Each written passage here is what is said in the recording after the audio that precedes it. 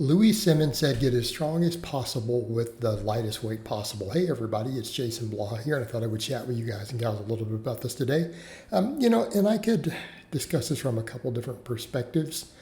And I always think it's interesting. And yes, I'm going to keep doing tons and tons of conjugate stuff since I'm running it again, and people love this information.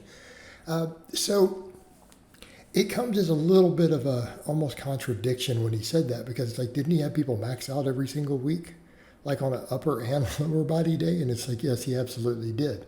But as he pointed out, they followed Prelipin's chart on it, and it was only about 5% of the total training. So stop and think about that for a minute. Keeping in mind, if you really go look at the way Louie trained people, they probably did more sets of reps in the 20 plus rep range per week than they did heavy singles. So that's not a conflict. So stop and think about it from a few perspectives. Think about the speed work for one. Like, a lot of this video is going to be mostly speed work, but I threw in like some 12 rep sets for some dumbbells and isolation work and stuff in here, which again would be very, very much in line with what he was talking about. But stop and think about even speed work. Like, look how light the weights are that we're using. All right, we're lifting violently. We're lifting explosively. Okay, that's not a lot of weight. That's 135 on the bar plus, 50 pounds of chains. That's not a lot of weight. Those sets are 30 seconds apart, though. You jump in, you do 10 sets of 3 in less than 10 minutes with this, doing them ballistically, doing them as explosively as possible, right? Compensatory acceleration against bands or chains. That's lightweight, though. I mean, really, really and truly for me, that's lightweight. Same thing, you guys will get over to the squats. You'll see the speed pulls. People are going to laugh, like, you got 245 on the bar. We've seen you do 10 reps with 500 pounds on a deadlift. It's like, yeah, I know. So, but the point here is, this is a perfect example. So instead of lifting super heavy, we're going to get strong using really light weights for speed. Okay, really light weights for speed. Why? Because you can do a ton of it and you can recover from it. And people say, but that doesn't carry over that lightweight. But it does. Maximum force production. And stop and think about that for a minute. Let's think about the speed benching. Those reps, you are pushing as hard and as fast as you can. And if you count the 3 reps and then time your max bench, if you have these dialed in with the right weight, the concentric rep on your 1 rep max bench, even in a competition, is going to be about the same amount of time it takes you to do those 3 concentric reps on the explosive. Okay? So pushing with as much force as you can, trying to hit the upper threshold muscle fibers for the same amount of time in the set that you would max at. The nervous system, there is carryover. Plus you're doing 10 of them back to back to back. How much practice does that get you into setting up, doing first reps, all these things? Okay, because that's one problem we have. That's a whole nother topic. Why do we want those first reps?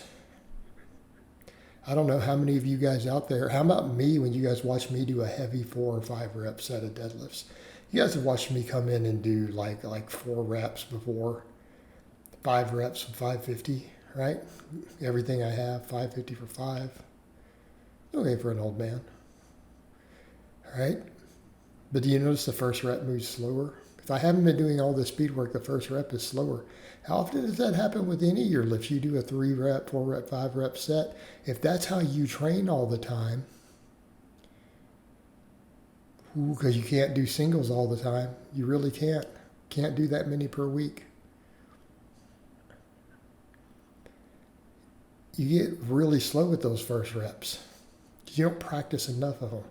What happens when you start doing 10 triples like that? You practice a lot of first reps. And you're practicing them explosively. You're going to get stronger. It's going to affect your 1 rep max. All right? There's a lot going on with the technique and neural drives there. Same thing with your speed pulls. Same thing with your speed squats. You're practicing being fast on those first reps. Isn't that what you need when you hit a 1 rep max? You need to be fast. So it carries over. You're definitely going to get stronger. Well, what about the other stuff? What do you mean get strong with the lightest weight possible? All right, perfect example. You saw me doing incline dumbbell presses. Guys, you've watched me do rep work with 315 on a bench. Again, not my best lift by any means. Most of you see me bench is 365 roll. But realistically, 68-pound dumbbells there, guys, on a chest press. That's not a lot of weight. I mean, really, that's less than a plate per side if we were to take it over to a bar. Does it build muscle? Yes, it builds muscle. Can you build muscle with lighter weights like that, particularly after you've done other stuff? Yeah, of course we can. Bodybuilders do it all the time. But what happens if we're doing it after other stuff? Like if you do it after a training max, like what does the research show on that? Oh man, your muscle fiber recruitment, your nervous system is more active. So if you go hit a max bench and then you do a bunch of 10 or 12 rep sets or whatever, the research shows your nervous system activates on them more effectively.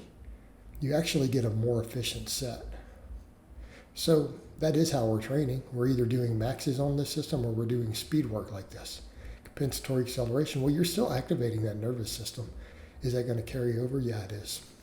And then when you go to these 12 plus rep sets, like you saw me doing laying extensions for 12s, that's all lightweight, guys. Light dumbbells, 68-pound dumbbells for inclines. Come on. But it's high reps, it's controlled. That's what Louie would talk about. He's like, come in and do tons and tons of the light stuff. Like if you go look at the way he trained, everyone thought it was just the max work and the speed work till you realize, man, these guys are doing 10, 15, 20 rep, 30 rep sets on all these small exercises.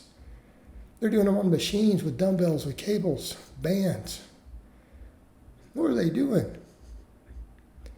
And it was always lightweight. Literally just pump work to fatigue or to failure.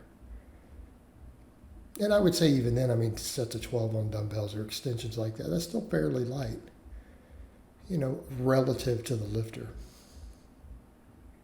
Okay? But that's the idea. What happens when we go to bands? What happens when we go to 20 reps? What happens when we go to sets of 25 on the reverse hyper? We're moving really lightweight. Will it get you stronger? Yes. Will you recover easier? Yes. It doesn't beat you up. It doesn't beat your joints up. It doesn't destroy your recovery of the structures of your body. A lot of it can be restorative. A lot of it builds tendons, blood flow. Okay? You just get thick. You can come in and just do tons and tons of pump work and get stronger, especially if it's a weak link. So a perfect example, if your triceps are the weakest link in your bench press, then you come in and do bunches of 12, 15, 20 rep sets of extensions. You do a bunch of 30 rep sets with band press downs after, and you do tons of it, all this lightweight for a couple months, and your triceps have been limiting your bench. Will you get stronger? Yes. Did you do it with really lightweight that didn't beat you up? Yes. It will carry over. And that's the point. All right, guys, but that's really all I have to say on that today. I hope it's been informative, and I'll talk to you guys and gals next time.